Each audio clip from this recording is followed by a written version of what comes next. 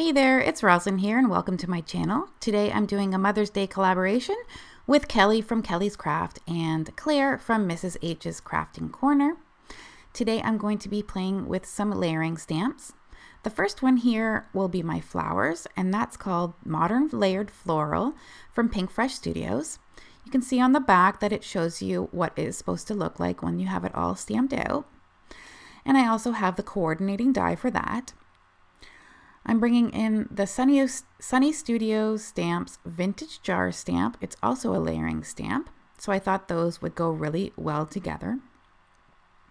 To start, I'm taking a piece of scrapped cardstock in white. I could have done this in a different color to make it easier for you to see, but I thought of that after. Cut that out of the scrap paper, and I'm going to bring in my stamping platform. And this is where I'm going to be doing all of my layered stamping. Bringing in some heavyweight white cardstock, and I'm going to place that template right in the corner there. And this will be a guide to stamp all of the different layers. Some layering stamps are trickier than others, and I find this tip works really well with these Pink Fresh Studio stamps. Sometimes I can get away with just stamping some things just line up better than others. And this is a good trick if you are having trouble lining up your layering stamps. I'm going to ink up this foliage with some Hunter Green from Alta New, and I'm going to be double stamping most of these layers to get a nice dark crisp image.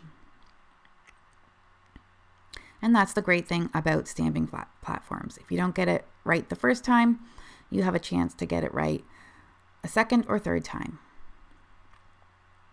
So after I have the first one stamped, I'm going to be moving on to the leaves. And you can see I'm pointing out here where the dark leaves will butt up against the bigger light leaves. And I'm just going to double check as well with that die cut template and also the back of the packaging here to make sure I have that all lined up. When two colors are butting up against each other, that's where you really want to concentrate lining things up, as well as the die cut template. So I'm just stamping that up with Goblin Green from Crafting Kimmy Stamps. Any inks will do for this.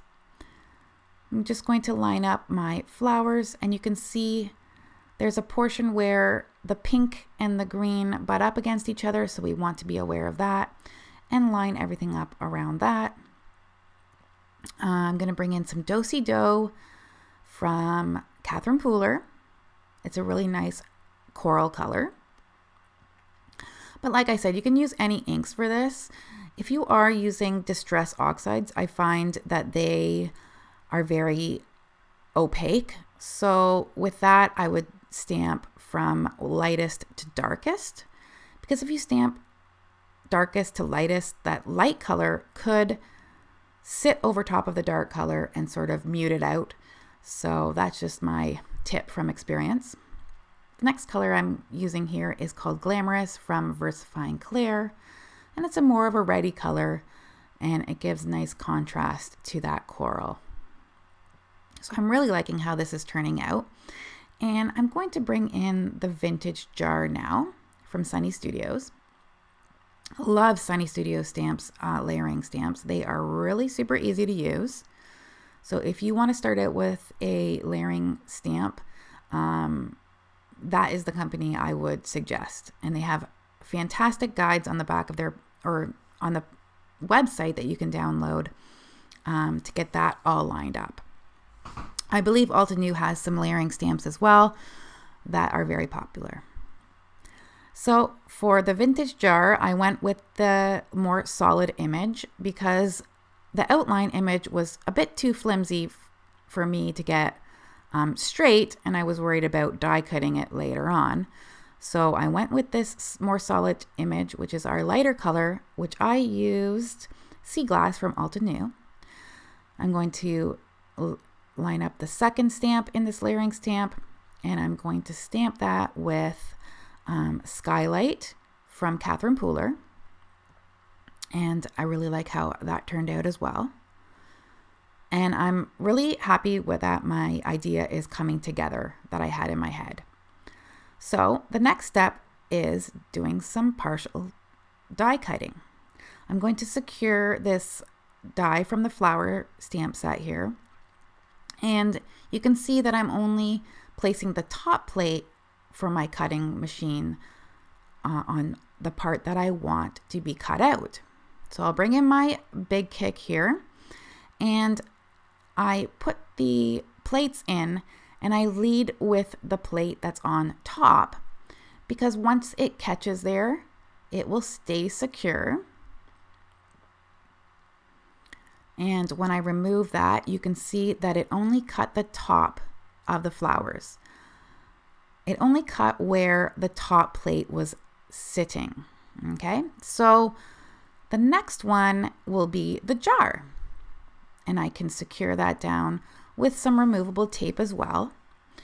And I will get my top plate out and shimmy that into my machine, and just make sure that I am lining the top plate up with where I want it to stop cutting. So you can see there, I'm not going over the entire jar. I'm going to run that through my big kick again. And you will see here when I remove the die that it's almost an entire die cut. Now to connect the two cuts, I'm taking out an X-Acto knife, and I'm just going around the part where I wasn't able to cut with the die cut machine. And when I get that done, it will look like everything was meant to be. What I love about the Pink Fresh die was that it cut out all the inside bits and pieces between the flowers and the leaves. I really think that's a nice touch when they go to that extent with their dies. So first I'm going to tell you about how I am going to do a die cut sentiment. I'm taking this Do-Si-Do ink again so that it matches perfectly, and I'm taking that directly to my scrap piece of cardstock, and I am cutting that out with the loopy letters to spell out the word mom. The loopy letters is from Sunny Studios as well. Also from Sunny Studios is a sentiment set that's called Happy Thoughts, and it has a whole bunch of different sentiments on here that you can build. So I built Happy Mother's Day, and I just absolutely love Sunny Studios script. It's the same script as the loopy letters, and a lot of their stamp sets have this script as well. So I'm just trying to figure out how I'm going to die cut this sentiment strip.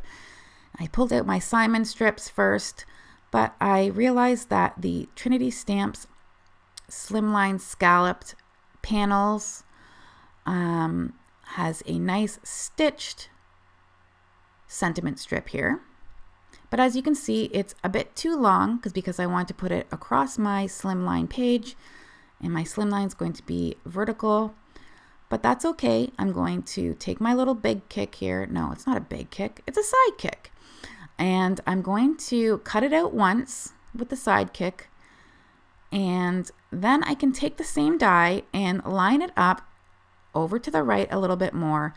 And it sort of sits in. You can kind of line up the stitching to sit inside the stitching that's already there. And you can see that that just cut the end off of that sentiment strip. So speaking of those Trinity Stamps Slimline panels, this is a scalloped one, and I cut it out of nice heavyweight white cardstock.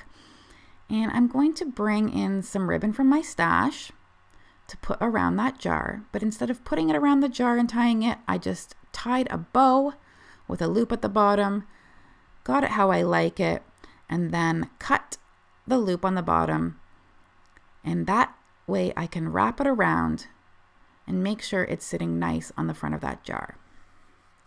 So when Kelly asked me to collaborate with her and Claire, I thought, oh, I have tons of time for a Mother's Day collab. It's in May. But turns out in the UK, Mother's Day is in March. So I had to get moving and get this card ready for the collaboration. But if you are from Canada or North America, you can get a head start on your Mother's Day cards with this crafty inspiration that we're bringing you with this collaboration. And that's why I die cut the word mom out, is because a lot of people here in Canada call their mothers mom. Some of them still call their mothers mum, but I call my mom mom. So you might see mom, you might see mum over on Kelly and Claire's channel. We'll have to see if that's what they do over there. So I just got my ribbon attached down there with some score tape, and I'm putting a little bit of extra score tape on there so that it's nice and secure.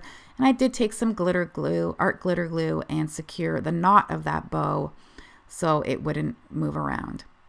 Then I'm going to plaster the back of this die cut with a bunch of foam tape, and this is a fiddly job, so I'm not going to show you all of it, but I do go around and snip off pieces that I need to get the entire back of this die cut with foam tape. So after that's all prepared, I can get my flower in jar image right onto my card front there. And I can also get my sentiment strip here attached, and what I'm doing is supporting the edges of my sentiment strip with some foam tape again, and then adding some liquid glue in the middle to get that glued down right on top of the jar there.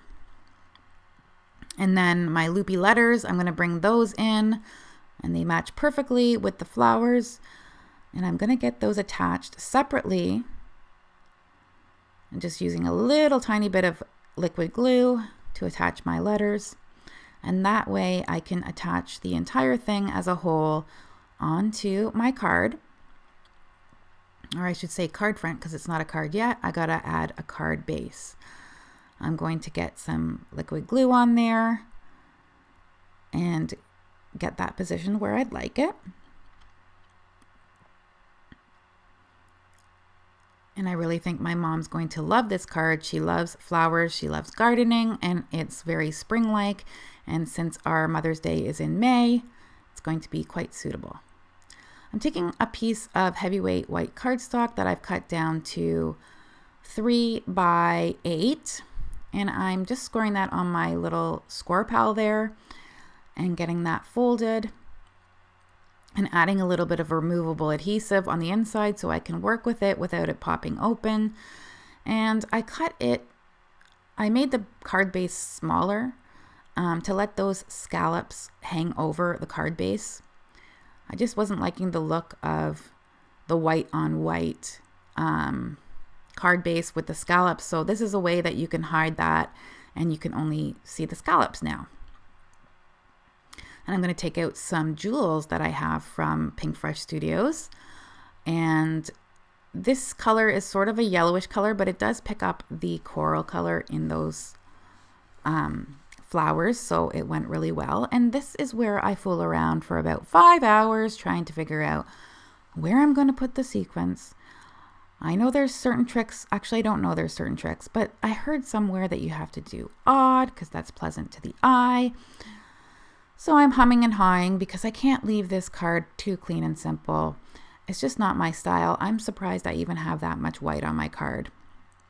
But I think it goes really well with those flowers, and really has the flowers be the star of the show here. So you can see I'm going back and forth with the different sizes of jewels, trying to get them how I like them. And I only really like them when I get them pasted down, because, you know, I just kind of go with whatever.